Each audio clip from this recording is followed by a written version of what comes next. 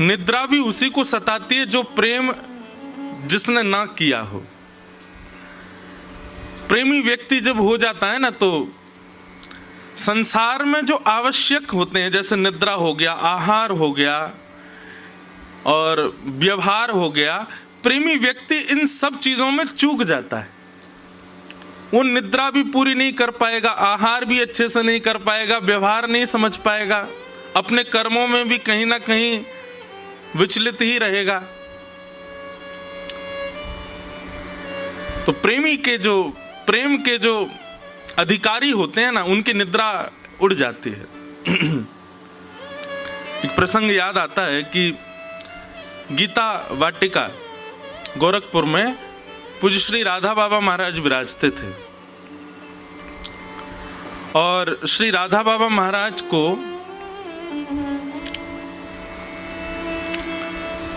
हमारे वृंदावन के एक रास लीला में श्री कृष्ण का रूप धारण करके लीला मंचन करने वाले श्री घनश्याम ठाकुर जी, ठाकुर जी बनते थे मुकुट पहन करके और पीतांबरी पहन के रास लीला में कृष्ण बनते थे। पर उनका चित्तवृत्ति ऐसी, एक तो राधा बाबा को उनमें साक्षात ठाकुर जी दिख गए और ठाकुर जी श्री घनश्याम ठाकुर जी को राधा बाबा में ही सर्वस्व अपने गुरु का दर्शन हो गया। उसके बाद उन्होंने लीला मंचन नहीं किया, वो वहीं बाबा के पास ही रह गए। कथा प्रसंग बड़ा है, पर एक बात हम बता रहे हैं। तो घनश्याम ठाकुर जी कभी कभी लीला सुनाया करते थे ब्रज की, और श्री राधा बाबा महाराज बैठ के सुनते थे। स्थिति ऐसी हो गई श्री राधा बाबा महाराज की सुनते सुनते कि बस जब अति हो जाती ना, तब सत्संग रोक करके तब कुछ प्रसाद पाने जाते, नहीं तो सत्संग में ही लगे रहते। कब दिन हो रही है, कब रात हो रही है, आचार विचार शौच निवृत्त होने के लिए थोड़ा बहुत समय निकालते थे, नहीं तो सत्संग ही चलता रहता था। सामान्य संसार में ऐसा होता है कि हर दिन आपका सुख कम होता है, पर सत्संग में ऐसा होता है कि हर क्षण आपका सुख बढ़ता है, आपका आनंद बढ़ता है। लीला सुनते सुनते स्थिति हो गई कि अब दोनों रात में सोते भी नहीं है। घनश्याम ठाकुर जी कथा सुनाते हैं और राधा बाबा महाराज बैठ के सुनते हैं।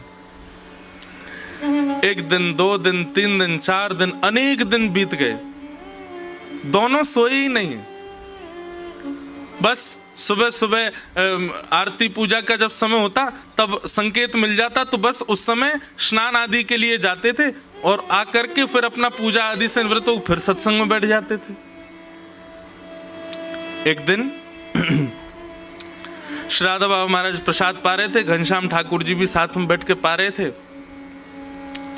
तो प्रसाद पाने के बाद में जब हाथ धोने के लिए और कुल्ला आदि करने के लिए बाबा जैसे बाहर गए, तो ठाकुर जी के मन में भाव आया, जिस समय बढ़िया ने कमर सीधी कर लूं अपनी, 5 दिन है गए सोए ही नहीं। तो बगल में कुटिया थी उनकी, तो तुरंत गए और जाकर के बस थोड़ी देर के लिए बस लेटे ही थे कि उनको गंभीर गहरी निद्रा आ गई, सो गए। जैसे ही श्री राधा बाबा महाराज अपने हाथ निवृत्त करके और जैसे ही वापस आए, कक्ष में जब ठाकुर जी को नहीं देखा, विचलित हो गए। कहां गए ठाकुर जी, कहां चले गए? अरे ठाकुर जी आप कहां हो? अब सामान्य संसार का व्यक्ति हो ना, तो इतना कोई संग लगा रहे तो वो व्यक्ति विचलित हो जाएगा, अरे मुझे सोने ही नहीं देते, मुझे बैठने ही नहीं देते। लेकिन ये सत्संग की बात है, ये भक्तों की बात है, यहां पर वो संसार वाला भाव नहीं आता है। श्री राधा बाबा महाराज तुरंत घनश्याम ठाकुर जी कुटिया में गए, तो जाकर के देखा गहरी निद्रा में पड़े हैं, सोए हैं। नेत्र सजल हो गए श्री राधा बाबा महाराज के। उनको कृष्ण रूप में देखा है रास मंच पर, और कृष्ण ही मान करके अपने साथ रखते हैं।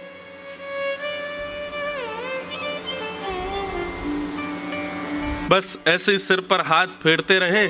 जैसे ही हस्त कमल का स्पर्श हुआ तो ठाकुर जी उठ गए। जैसे ही उठे तो राधा बाबा महाराज के मुख से एक शब्द निकला, आशिक होके सोना कैसा,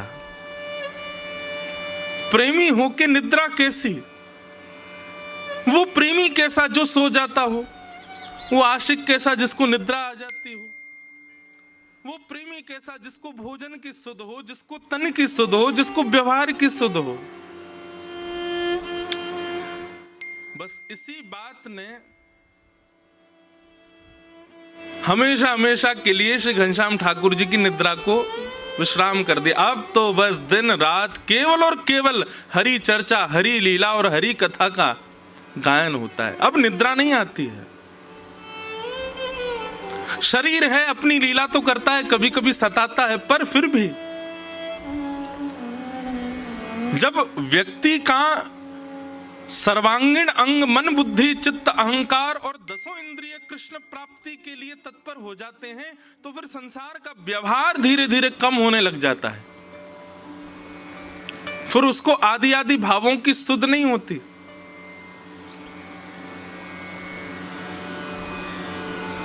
तो इस अकिंचन कथा को हमने इस भाव से रखा था कि इसमें केवल वही आएंगे, भीड़ नहीं आएगी, इसमें वही आएंगे जो अधिकारी होंगे, जो सुबह उठ सकें, जो सुबह नहा सकें, जो सुबह भाग के आ सकें। फिर ये कथा तो ऋषिकेश में भी नहीं है, वहां से भी कितनी दूरी पर है कि यहाँ भी अधिकारी ही पहुंचेंगे, हर कोई नहीं पहुंच पाएगा। लेकिन फिर भी आप इतनी संख्या में सब आ गए हो, मानो ठाकुर जी ने कितने सारे अधिकारी चुन लिए हैं। हमें देख के बहुत सुख मिला। आप सबको बारंबार प्रणाम। आहा।